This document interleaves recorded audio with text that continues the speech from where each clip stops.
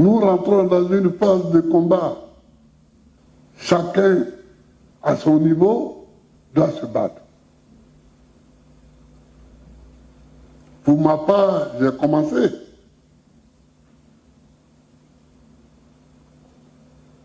Je me bats intellectuellement.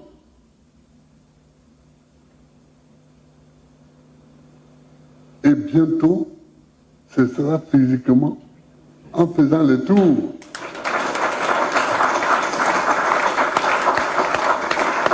J'ai déjà demandé à mon entourage de programmer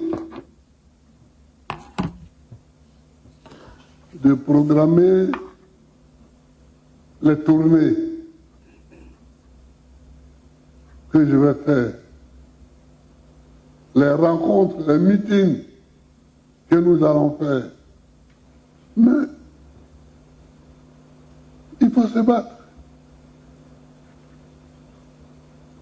Et comme je l'ai dit, moi,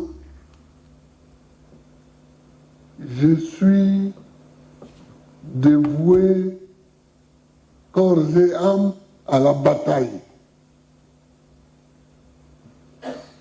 On n'a jamais fini de se battre.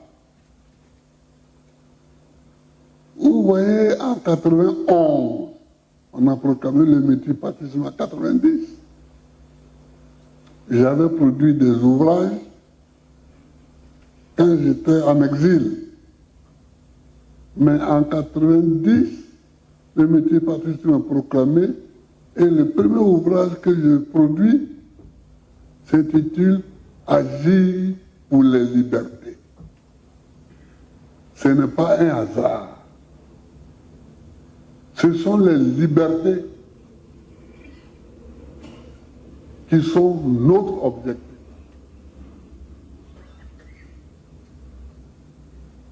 Ce sont les libertés qui sont notre objectif. Et tous ceux qui tuent les libertés sont nos adversaires.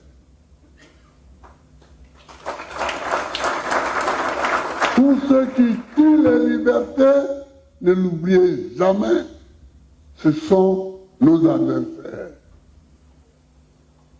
Pourquoi on arrête de social Rodin? Pourquoi? Parce que les gens crient que la vie est chère. Mais en fait, sinon dans le monde, on arrêterait tout le monde. Puisque partout, il y a des manifestations contre la vie chère.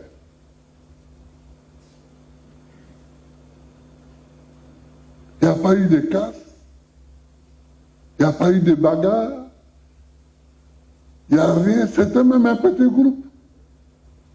Ils disent on a faim. On a faim, ça amène en prison. On a faim. Le courant coûte cher.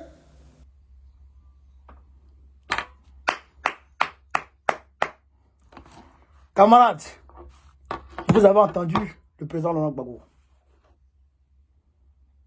Vous avez entendu le président Laurent Gbagbo et ça là, je vais décortiquer ça. Ça, il faut qu'on décortique. Il dit, lui, Laurent Gbagbo, il a déjà commencé le combat. Chacun, depuis sa position, doit se battre. Lui, Laurent Gbagbo, il a déjà commencé le combat intellectuellement. C'est-à-dire que la voie diplomatique et tout, écrivez les courriers et tout, faire bouger les leviers diplomatiques dont il dispose. Maintenant, ça sera sur le terrain, physiquement, dans les meetings et consorts. Parce qu'on rentre dans la phase de combat. Et notre combat, la vie chère, le nom de Gbagbo sur la liste électorale, la refonte de la CEI, l'audit de la liste électorale. Est-ce que vous comprenez ça? Une élection libre, transparente et inclusive. C'est ça notre combat. Et en priorité de priorité, la réinscription de son nom sur la liste électorale. chacun depuis sa position doit être permanemment dans le combat. C'est comme si Gbagbo et moi on parle par télépathie. C'est comme si on parle par télépathie. C'est-à-dire que je suis là, il dit, mais qu'est-ce qu'on fait en novembre? Qu'est-ce qu'on fait en décembre? Qu'est-ce qu'on fait en janvier? Parce qu'on n'est pas là pour fêter. La fête, c'est fini la fête. Oh, quelle fête? Tu fêtes quoi? Tu as faim et puis tu fêtes quoi? Les gens mangent pas et puis tu es en train de fêter. Le gars est en train de braquer votre pays et puis tu es en train de fêter. C'est quelle fête? Ils vont rien tout rester dans fête. On gagne rien là. On n'avance pas et puis on est dans fête. C'est quoi ça?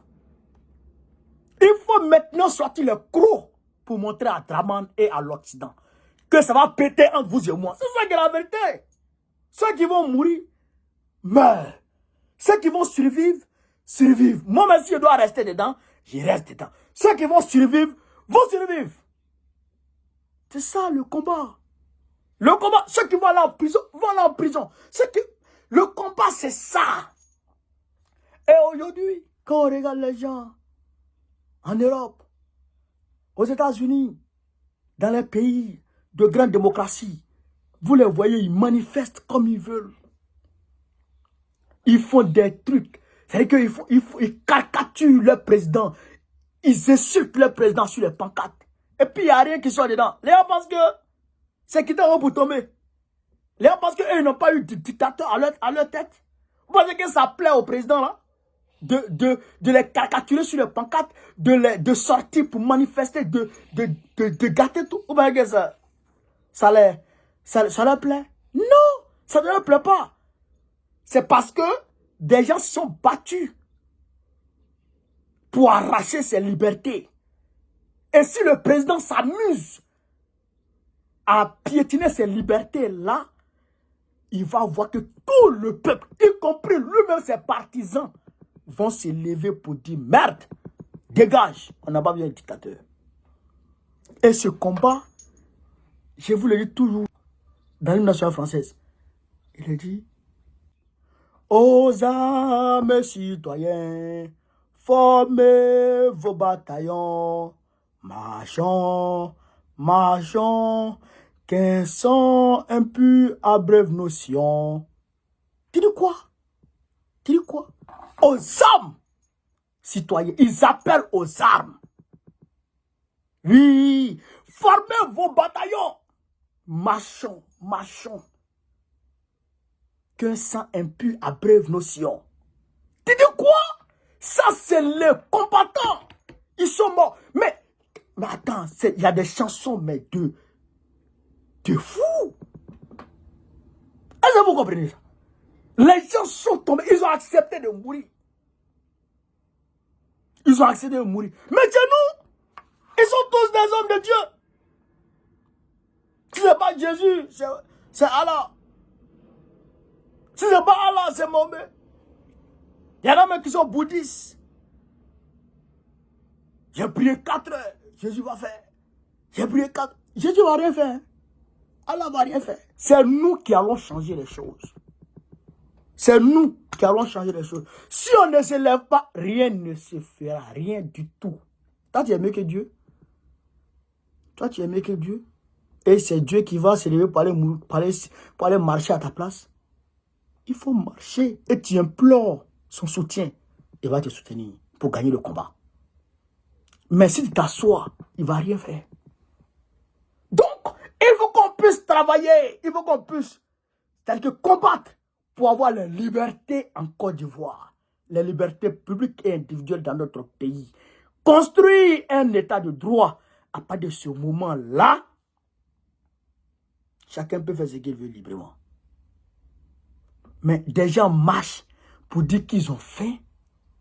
Ils n'ont pas cassé. Même un verre, ils n'ont pas brisé. On les prend, on les met en prison. Pourquoi? Les étudiants, ils ont brisé tous les mouvements syndicaux des étudiants. Tous les mouvements ont été brisés. Personne ne peut parler encore dans notre pays. Si on ne se lève pas pour ça, on va se lever pourquoi? Il faut se battre.